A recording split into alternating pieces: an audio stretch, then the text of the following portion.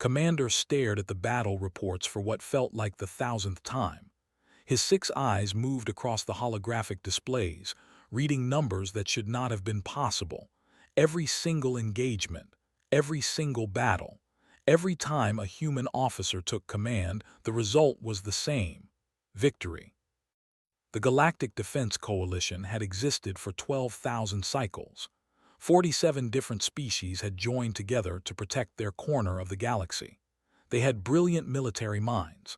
They were masters of siege warfare, able to hold positions for years without breaking. The crystalline could calculate battle outcomes with mathematical perfection, running simulations that predicted every possible move. The hive-minded chorus coordinated thousands of ships with flawless precision, moving as one organism across the void of space. But humans were different. Humans won. Pulled up the file on Captain Sarah. 3 years ago, she had been defending the colony on when the raiders attacked. Her forces were outnumbered 4-1. Her ships were older models and outmatched. Every tactical simulation said she should retreat, save what forces she could, and live to fight another day. Instead, had done something the simulations never predicted. She had turned her retreating ships around mid-flight and charged straight back at the enemy. Her crews thought she had lost her mind. The raiders thought the same thing. By the time they realized what was happening, had split their formation in half and was tearing through their command ships. She won with 30% casualties when she should have lost with 100%. Then there was Colonel James at the terminus gates. The enemy had him surrounded. His supplies were running low. He had enough ammunition for maybe 6 days of fighting. The enemy could have waited him out, but had turned the entire situation into a psychological war. He sent false supply ships. He broadcasted fake communications. He made the enemy think he had reinforcements coming. He made them think he had unlimited ammunition. He held that position for 6 weeks, and when relief finally arrived, he was down to his last 3 magazines and still making the enemy think he could fight for another month. Commander Wei at the Antares colonies was another impossible story. Had achieved total victory with 40% casualties, which sounded bad until you realized the enemy never understood they had lost until it was over. Had fought the battle in layers, using sacrificial units to make the enemy commit to attacks that left them exposed. By the time the enemy commanders realized the trap, had already won the war. The pattern was clear. Humans did not fight the way other species fought. They did not calculate acceptable losses and optimize for survival. They calculated unacceptable outcomes and then did whatever it took to prevent them, even if that meant taking risks that looked like suicide. They bent rules. They broke expectations. They turned losses into victories through sheer stubborn refusal to accept defeat. Had spent months preparing his proposal. He had gathered data from every human-involved engagement in the last century. He had consulted with military experts from 24 species. Everyone agreed that humans possessed something unique, something the coalition desperately needed. The other species called it different things: intuition, luck, tactical flexibility, the human factor. When finally presented his proposal to the Coalition Council, he kept it simple. He requested that human officers be assigned to lead mixed-species forces throughout coalition military operations. He expected arguments. He expected resistance. Humans were still relatively new to galactic society. They had only achieved faster-than-light travel 300 years ago. Most species in the coalition had been traveling the stars for tens of thousands of years. The human ambassador simply smiled and said they had been wondering when someone would ask. 6 months later, the first wave of human officers arrived at coalition military academies across the galaxy. They came in all varieties, young and old, experienced veterans and fresh graduates. They came from every continent on Earth and every human colony scattered among the stars. But they all shared one thing. They approached warfare with an attitude that made alien cadets uncomfortable and fascinated at the same time. Lieutenant Commander found himself assigned to as second-in-command. His commanding officer was Fleet Captain, a veteran with 90 cycles of military service, had specifically requested a human officer and now sat across from him in the ready room of their flagship. "I have studied your species' military history," said, his purple skin shifting through darker shades as he spoke. "I have read about your wars, your tactics, your victories and defeats, but I still do not understand. What makes humans different in battle?" Leaned back in his chair and thought about the question. It was one he had been asked many times since joining the coalition forces. He had given different answers to different people, but he decided to be completely honest. "We're really good at being terrified and doing it anyway," said. "Most species look at a battle and calculate the acceptable risk. They optimize for survival. Humans look at a battle and calculate what outcomes are unacceptable. Then we optimize for making sure those outcomes never happen, even if it means taking options that look crazy on paper." He paused and grinned. "Also, we cheat. A lot. If the rules say we're going to lose, we change the game." Translator struggled with the concept of cheating in warfare. To the battle was an honorable contest with established rules and traditions. The idea of deliberately breaking those traditions seemed almost offensive. "Is there no honor in human warfare?" asked.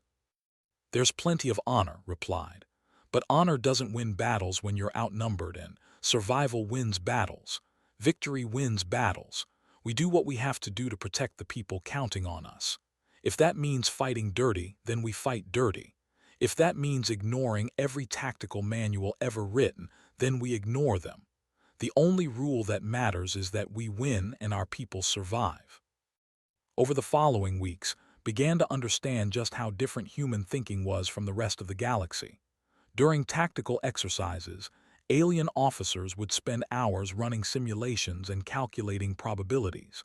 They would choose the option with the highest chance of success and the lowest acceptable casualties. It was logical. It was efficient. It was how warfare had been conducted in the coalition for thousands of years. But when ran the same exercises, he did not look for the safest option. He looked for the option that would make the enemy panic.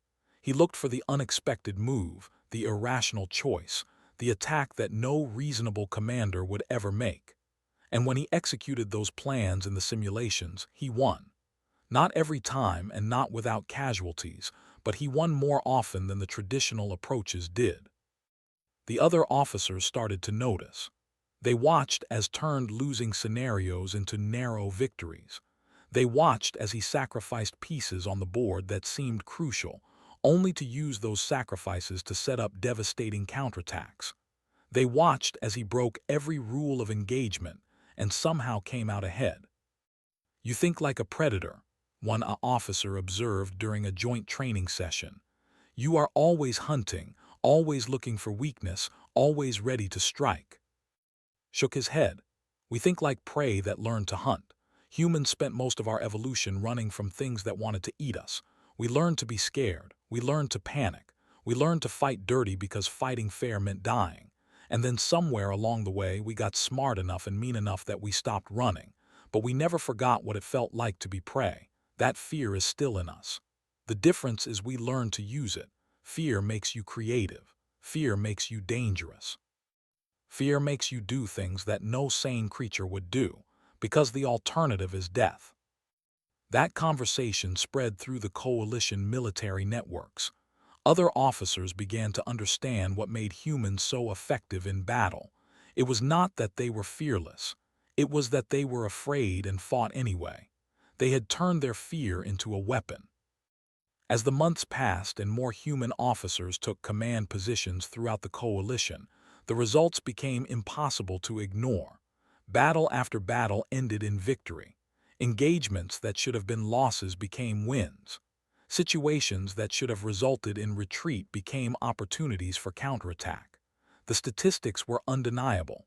When humans led coalition forces, those forces won. But with success came questions. Some species began to wonder if they were becoming too dependent on human leadership. Some worried that their own military traditions were being erased. Others questioned whether the human approach to warfare was sustainable in the long term. The casualty rates in human-led units were higher than average. Humans seemed willing to trade lives for victory in ways that made other species uncomfortable. Yet no one could argue with the results. The coalition was winning battles it would have lost before. Territories that would have fallen to raiders and invaders were being held. Colonies that would have been abandoned were being defended successfully. The galaxy was becoming safer, and it was becoming safer because humans were leading the way. Reviewed the reports from the first year of human integration into coalition forces. Every metric showed improvement. Victory rates were up. Response times were faster. Enemy forces were showing signs of caution when facing human-led units, changing their tactics to avoid engagement. The psychological impact alone was worth the integration effort. But knew this was just the beginning. The galaxy was a dangerous place, and the coalition faced threats that went far beyond pirates and raiders. Somewhere out in the dark between the stars, ancient dangers still stirred. Automated war machines from extinct civilizations, entities that existed outside normal space, threats that had been dormant for but could wake at any moment. When those threats came, the coalition would need every advantage it could get. And that meant they would need humans, because humans did not just fight to survive. They fought to win, no matter the cost, no matter the odds, no matter what logic and reason said was possible. Looked at his 6 eyes in the reflection of his screen and wondered what his ancestors would think. They had built the coalition on principles of calculated warfare, acceptable losses, and rational strategy. Now they were trusting their fate to a species that threw calculation out the window and charged headfirst into chaos. But deep down, knew it was the right choice. Because when the darkness came, and it would come, the galaxy needed leaders who would stand in the gap and refuse to back down. Leaders who would look at impossible odds and say, "Watch me." The galaxy needed humans, and humanity had answered the call. The alert came without warning. Sensors across 3 sectors detected the anomaly simultaneously, ships emerging from dark space, not through normal faster-than-light travel but through rifts that tore reality itself. Hundreds of ships, then thousands, all moving with perfect coordination toward inhabited systems. The Devourer fleet had awakened. No one knew who had built them or when. They were ancient, older than any current galactic civilization. Automated warships programmed with a single purpose: consume everything, break it down to raw materials, and build more of themselves. They had been dormant for millions of years, sleeping in the void between galaxies. Something had triggered their awakening protocol. 3 systems fell in the first week. The automated ships swept through like locusts, destroying everything in their path. Stations, colonies, ships, even the planets themselves were torn apart and processed. By the second week, 7 more systems had gone dark. Emergency broadcasts showed the same horrifying footage. Silver ships moving in perfect formation, weapons tearing through shields like paper, construction vessels gathering the debris and building more ships. The Galactic Defense Coalition mobilized every available force. For the first time in its history, human officers were placed in command positions across every major. If the coalition was going to survive, it needed the people who knew how to win impossible battles. Admiral took supreme command from the carrier Indomitable. She was 53 years old, gray-haired, and had survived more combat operations than most officers saw in a lifetime. Her command staff included the finest strategic minds from 17 species, but the humans held all the critical decision-making positions. This was humanity's moment to prove that the coalition's faith had not been misplaced. The strategist, whose name humans translated as crystalline thought ascending, presented the analysis within hours. Its crystalline body flickered with patterns of light as it spoke. We have calculated optimal defensive formations. By establishing a layered defense in depth, we can slow the Devourer advance. Casualties will be significant, but we can ensure survival of at least 30% of coalition forces. This will allow for future counterattacks once we understand the enemy better. studied the projections for exactly 40 seconds. Then she dismissed them entirely. "We're not planning to survive," she announced to the assembled command staff. "We're planning to win. There's a difference." The room fell silent. The alien officers exchanged confused glances. 30% survival was considered an acceptable outcome in a conflict of this magnitude. What was the Admiral proposing? Crystalline thought ascending flickered with patterns that indicated confusion. "Admiral, the calculations show that aggressive engagement will result in 70 to 80% casualties. The defensive strategy preserves core forces for—" "Preserves what?" interrupted. Her voice was calm but firm. "These things self-replicate. They get stronger the longer we wait. Every ship they destroy becomes material for 3 more. Your math is perfect for a static problem, but this problem grows exponentially. In 6 months, your defensive strategy will face an enemy 10 times larger, built from the wreckage of our own ships." She pulled up a different projection, one that made several alien officers gasp. "We hit them now. We hit them hard. And we hit them in a way they're not programmed to expect. We're going to do something completely irrational." What became known as the Gambit violated every principle of sound military strategy. Instead of establishing defensive positions and making the enemy come to them, ordered the entire coalition fleet to attack. Not a probing attack, not a feint. A full-scale assault on the Devourer fleet's main formation with every available ship. "They're machines," explained to her senior officers. "They run programs, they calculate probabilities, they optimize for efficiency. So we're going to do everything their programming says is impossible. We're going to be chaotic, irrational, and unpredictable. We're going to make them recalculate so many times their processors overheat." Captain Sarah received her orders while commanding a mixed-species destroyer squadron. Her mission was simple in concept and insane in execution. Take her squadron through the debris field of a disintegrating moon, use the debris for cover, and emerge behind the Devourer command node at point-blank range. Her weapons officer studied the plan and immediately objected. "Captain, the debris field is too dense.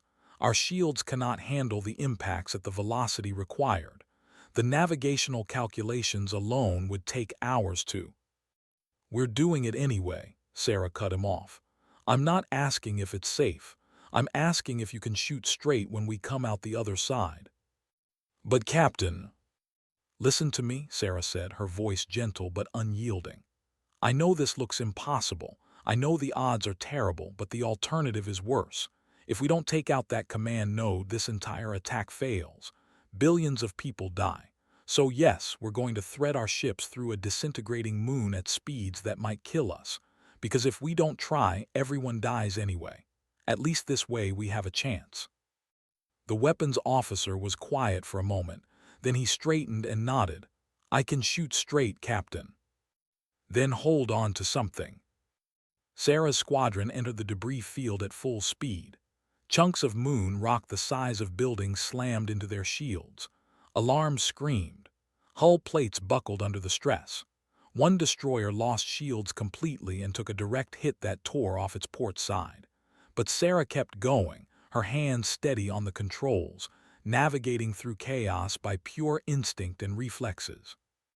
They emerged behind the command node exactly where Sarah had planned. Her ships were damaged, shields were down to critical levels, and one vessel was leaking atmosphere. But they were there, and the Devourer ships had not expected anyone to be crazy enough to come through that debris field. "Fire everything," Sarah ordered. Her squadron unleashed every weapon they had at point-blank range. Missiles, energy beams, kinetic rounds, everything. The command node's shields flickered and failed. Its hull cracked, and for 17 crucial seconds its coordination signal went silent. 17 seconds. That was all Colonel needed. His dropped out of faster-than-light travel inside the Devourer fleet's defensive perimeter.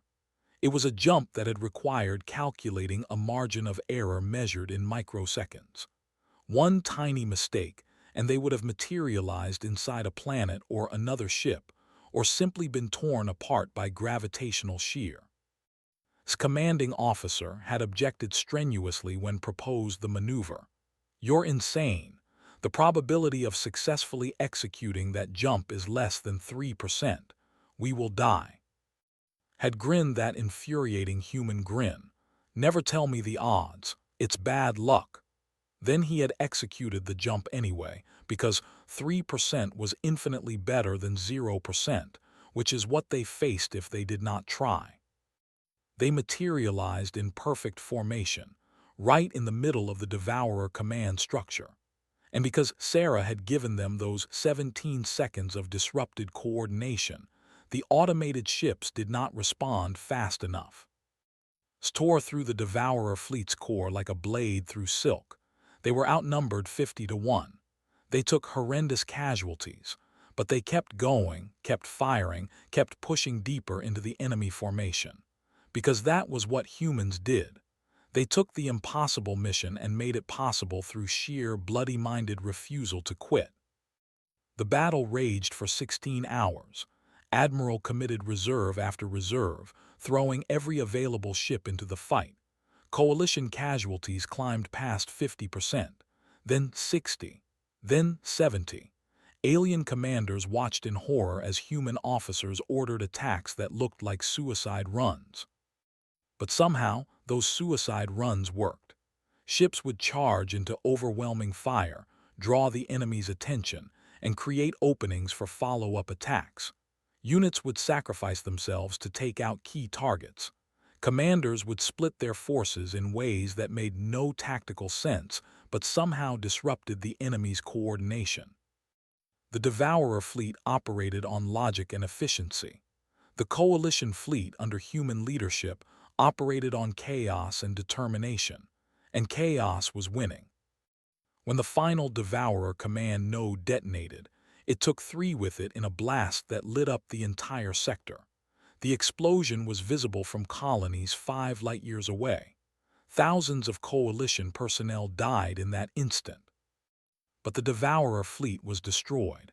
Every single automated ship had been reduced to debris. The threat was over. The final casualty count was devastating. 73% of Coalition forces had been destroyed or severely damaged. 27% survived.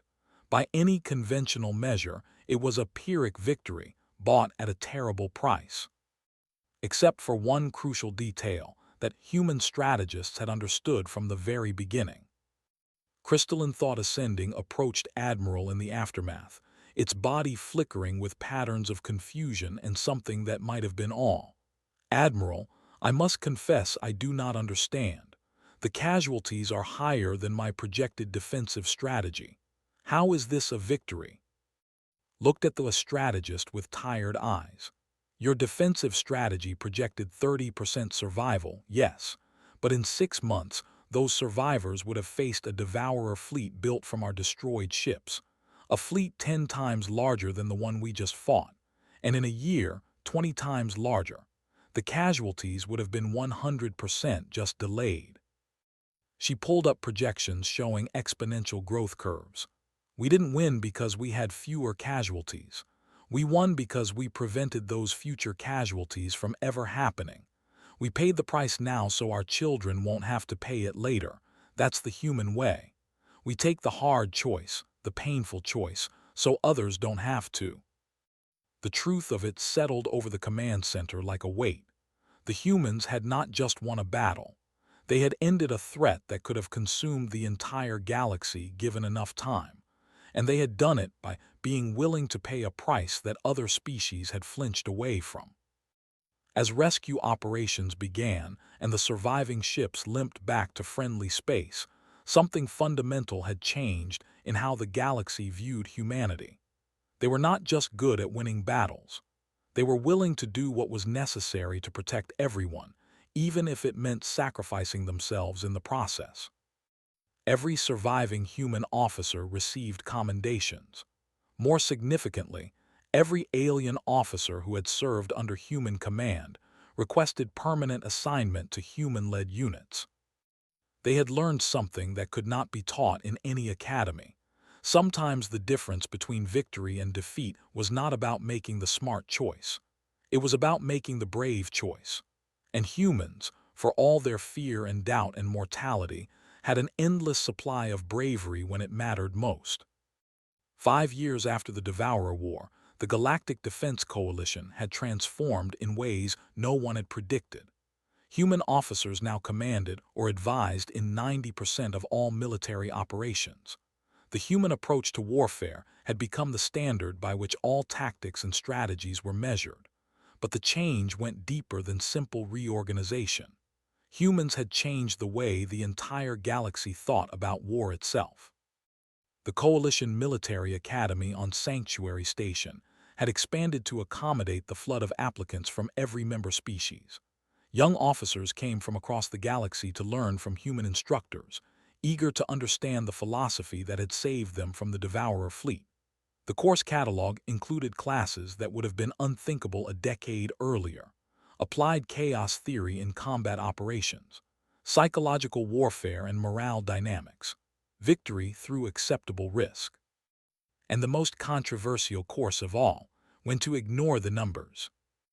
Commander had survived 3 more major engagements after the Devourer War. Now he taught at the Academy, passing on the lessons he had learned to the next generation of Coalition officers. He stood before a classroom filled with cadets from a dozen different species and posed a question that military theorists had debated for. What is the purpose of a military force? The answers came quickly from eager students: to defend, to deter, to maintain peace through strength, to protect the innocent, to serve the state. All correct answers according to textbooks and traditions stretching back thousands of years. Listened patiently, then shook his head. "Those are missions," he said. "I asked about purpose." He pulled up a holographic display showing casualty figures from the Devourer War. Every species in this coalition has lost warriors. Every species has mourned. Every species understands sacrifice. But humans approach military service from a different philosophical foundation. He met the eyes and optical sensors and telepathic fields of his students. "We believe the purpose of a military force is not to survive, but to make damn sure the people we're protecting do survive. Everything else is secondary to that purpose." A cadet flickered with confused patterns. "But Commander, that philosophy leads to the statistical outcomes we observed. Your species suffers disproportionate casualties in every engagement.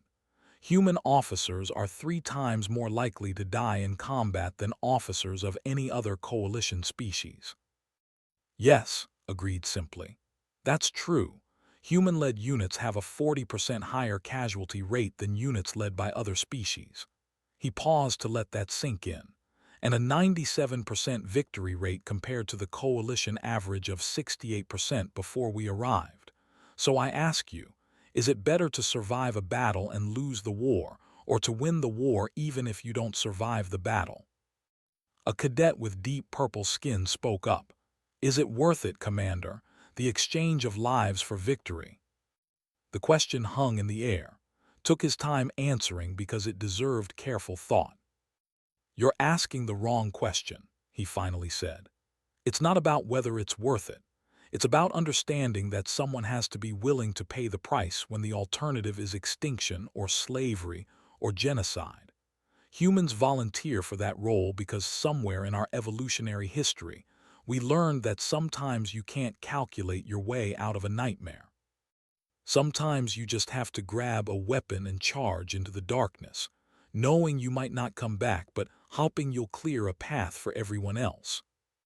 The classroom was silent as the implications settled over the cadets. This was the truth that the rest of the galaxy was still learning to accept. Humans did not win because they were smarter or stronger or more advanced. They won because when victory required someone to stand in the gap and hold the line regardless of personal cost, humans would volunteer. Every single time. Meanwhile, Admiral faced a different challenge. She stood before the Coalition Council, addressing representatives of 47 species who were proposing something unprecedented. They wanted to formally restructure the entire coalition military command, placing human officers in permanent command positions throughout all forces, with non-human officers serving in advisory and specialist roles. "I appreciate the confidence," said carefully, "but we need to address what this really means. If you do this, you're not just reorganizing your military. You're fundamentally accepting that your species will follow human judgment into situations where the math says you should turn back, where logic says to retreat, where every calculation shows that the safe choice is to compromise rather than confront." The thought ascending through clarity chimed in its crystalline voice. "We have analyzed the data exhaustively, Admiral. In every scenario, we have modeled human leadership produces superior outcomes. The logical conclusion is to restructure accordingly." "But you're not machines," countered. "You're people, cultures, civilizations with your own martial traditions going back thousands of years longer than humans have even existed. Are you really prepared to set all of that aside and trust humans with your children's lives? Because that's what you're asking. You're asking your people to follow humans into battles where we might all die, where we probably will die if that's what it takes to win." The chamber erupted in discussion. Dozens of voices in dozens of languages filled the air, but then stood, and the room fell silent out of respect for the veteran fleet commander. Admiral said, his chromatophores shifting through shades of deep purple that indicated strong emotion, "You ask if we trust humans with our children's lives. I served under Commander during the Devourer War. I watched him order a jump with a 3% survival probability. I thought he was mad. I thought we would die." He paused, and his skin shifted to a shade that humans had learned meant profound respect. "We did not die because Commander knew something I did not. He knew that 3% was infinitely better than 0%, which is what we faced if we did not try. My own offspring are now enrolled in coalition military academies, learning from human instructors. And yes, Admiral, I trust those instructors to teach my children something my species forgot somewhere in our long evolution. They will learn that courage is not the absence of fear. It is the decision that something else matters more than fear." The vote was unanimous. The restructuring passed with not a single dissenting voice. The coalition formally acknowledged what had become undeniable truth. In a galaxy where threats could emerge without warning and extinction was always one mistake away. Having leaders who would choose certain sacrifice over possible survival was not a liability. It was the only reason anyone survived at all. But the restructuring brought new challenges. Human officers found themselves responsible not just for winning battles, but for preserving the cultural identity and honor of species whose martial traditions stretched back. It was one thing to lead coalition forces to victory. It was another to do so while respecting the values and beliefs of 47 different civilizations. Captain Sarah found herself navigating this challenge when she took command of a Chorus hive fleet. The Chorus were a telepathically linked species that had fought as a unified consciousness for 10,000 years. They had never served under an individual commander before. The concept itself was alien to their nature.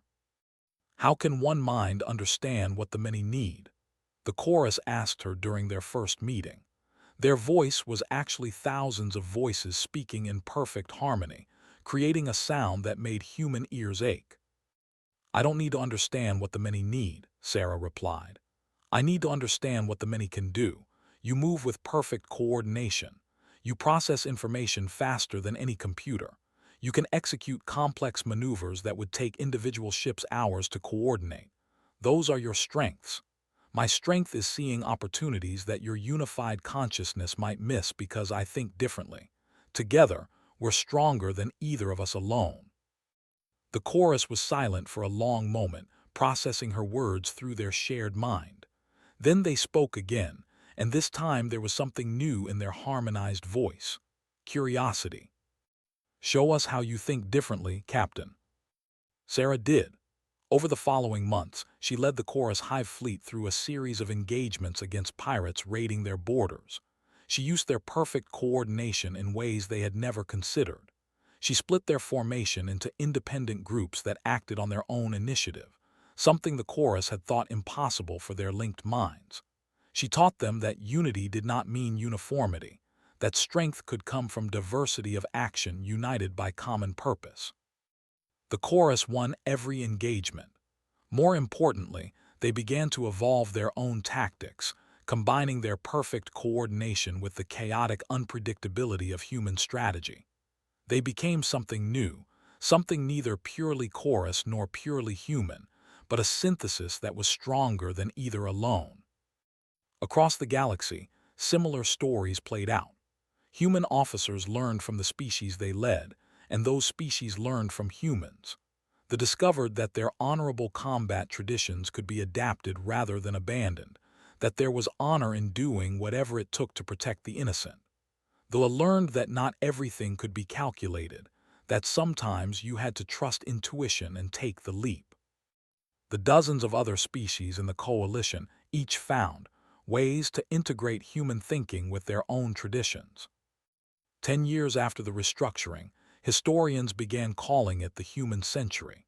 That period when Earth's children scattered across the stars and taught the galaxy's ancient species how to be warriors again, not through weapons or technology, but through example, through the understanding that sometimes winning meant being willing to lose everything in the attempt.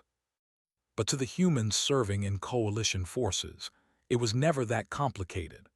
When a war correspondent asked Captain Sarah why humans always led forces to victory, she gave an answer that became the unofficial motto of every human-led coalition unit. Because someone has to, she said simply. And we figured out a long time ago that if you're not willing to be that someone, you don't deserve to ask anyone else to do it either. So we volunteer. We stand in the gap. We take the impossible missions and turn them into improbable victories. Not because we're better than anyone else, but because in a universe that doesn't care whether we live or die, we decided that we care. We care enough to fight, to sacrifice, to lead from the front, and never ask anyone to take a risk we wouldn't take ourselves. She paused and then smiled, a very human expression that her alien crew had learned to recognize. Plus, we're really stubborn. That helps a lot. The correspondent asked one more question. Do you ever get scared? Before a battle, when you know the odds are bad, do you ever doubt? Sarah's smile faded, replaced by something more serious. Every single time. I'm terrified before every battle. I doubt every decision. I lie awake at night wondering if I'm going to get my people killed. But here's the thing about fear and doubt. They don't stop you from doing your job unless you let them. I'm scared, yes. But I'm more scared of what happens if I don't fight. I'm more scared of letting down the people counting on me. So I take that fear, I acknowledge it, and then I do my job anyway. That interview spread across the galactic networks. It became required viewing at coalition military academies because it captured something essential about human leadership. It was not that humans were fearless. It was that they fought despite their fear, and that made all the difference. In the end, the secret to why humans led forces to victory always came down to one simple truth that other species had rationalized away over their long histories. If you wanted to win badly enough, if you were willing to pay the price that no one else would pay, and if you refused to accept defeat even when it was the logical choice, victory became not certain, but possible. And for humans, possible had always been enough, because possible meant there was still a chance, and as long as there was a chance, humans would take it. They would charge into the chaos, face down impossible odds, and fight with everything they had. Not because they were better warriors than the galaxy's ancient species, not because they were smarter or stronger or more advanced, but because they had learned, in the brutal crucible of their own evolution, that sometimes the only way to survive was to be willing to die trying. The galaxy had 47 species with thousands of years of military tradition, but none of them had been hunted by predators for millions of years. None of them had climbed out of their evolutionary cradle by refusing to give up even when everything said they should. None of them had that spark of desperate, stubborn, irrational determination that made humans look at certain death and say, maybe, but let's try anyway. That was the human factor. That was why alien military alliances requested human officers.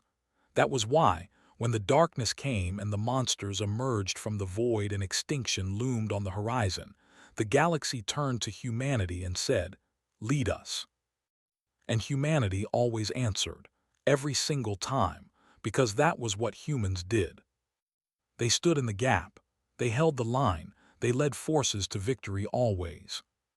Not because it was easy, not because it was safe, not because the odds were good, but because someone had to, and humans had volunteered.